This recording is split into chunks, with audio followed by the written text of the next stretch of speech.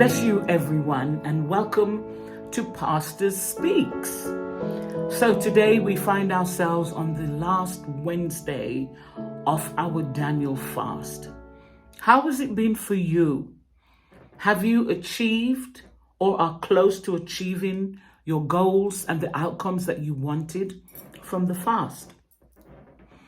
Have you taken the time to, or the opportunity even, to really slow down and just listen to the voice of God? Even just hearing your own heart beating. Because we're so busy. I'm sure some people who die should have the cause of death as busyness.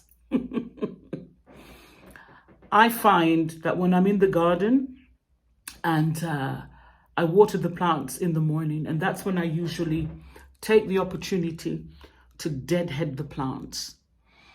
And it's quite fastidious, and it's easy to miss some of the dead flowers. But the reason why I'm doing it is because the plants have a mission in life. They have a purpose. And when you're an annual plant, your mission and your vision is to secure the next generation by producing seed. So when these plants flower and the flower dies, right behind it, there's a little pod and the seeds grow in that pod. As the seeds grow, they send a chemical messenger or a hormone to the plant to tell it, you have achieved your goal, you can now die, there are seeds for the next generation's creation. I do find that very interesting, because how can plants be more committed and faithful to securing the next generation than we are in securing our children and the children of our families and friends, to make sure that they are attached and connected to God? Because as we know, He is the only source of life. Yet we're so casual, But I think prayer is the key.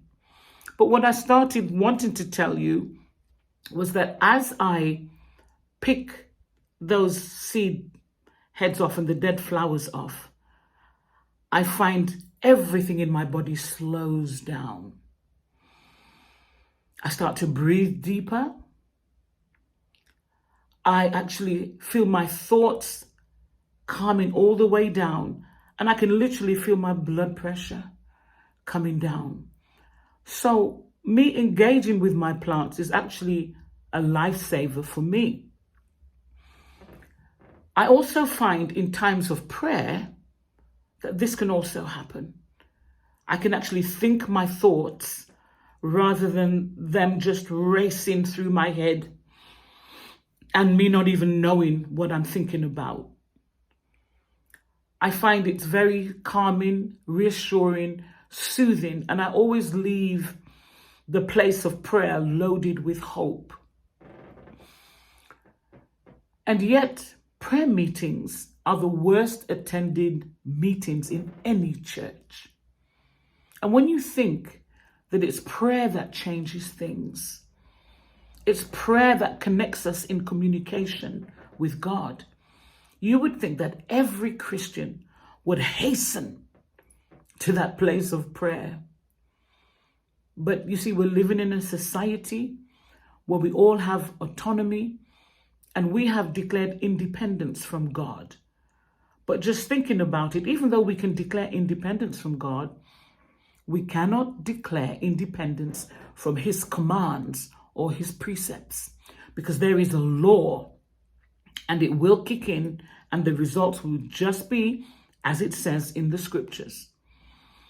So maybe as Christians, we need to rethink our position in society, what our aims and objectives are. Because in Revelation 4 verse 11, it tells us that we were created for His pleasure and His pleasure alone.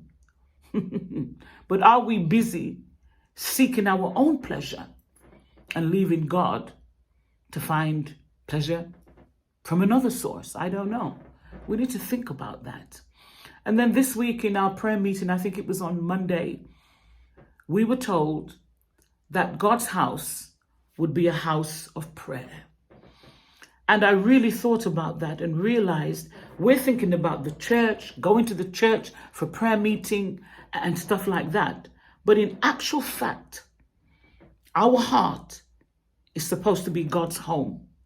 Our heart is supposed to be the place where he dwells. And so our heart individually has to become a house of prayer. It is so important because, you see, prayer doesn't just keep us contained, but in every and any situation, in any relationship that we're in, there needs to be prayer and the outworkings of the effects of prayer in our lives. So we cannot declare independence from God. We need him more than we need anything else. Because listen, we are or were or are morally bankrupt. We have nothing in our spiritual bank if it's not God that's giving it to us. And that's why when he speaks on the Beatitudes, he says, blessed are the meek. You see, a meek person recognizes that they have nothing of value and they have nothing to offer God or to bargain with him or negotiate new terms with him. We have nothing. So had it not been for the goodness of the Lord, then saints, we would not be able to stand. But as this is my last Pastor Speaks for during this time of fasting, I just really want to encourage you. We've still got a few days left. The last day is on Sunday. And I want us to go out with a big bang. I want us to have our testimonies and to declare what God has done. We need to see the changes and the difference. And as we submerge ourselves in his will, taking time to read scripture during the day, taking time to think about the prayer points that's in the devotional, taking time to think about what God's will, plan, and purpose is for our lives, we will benefit. There will be compensation. But we have to put God first and ensure that our house, my house, is a house of prayer. And may the Lord bless you.